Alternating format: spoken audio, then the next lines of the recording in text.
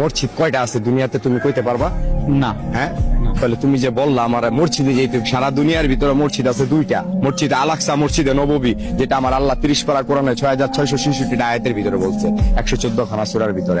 তো মসজিদ হইলো দুইটা, আমরা বলতেছি লক্ষ লক্ষ কোটি কোটি মসজিদ, মসজিদের শেষ নেই। তো মসজিদ খোঁজো, আগে মসজিদ খুঁজা নামাজ পড়ো।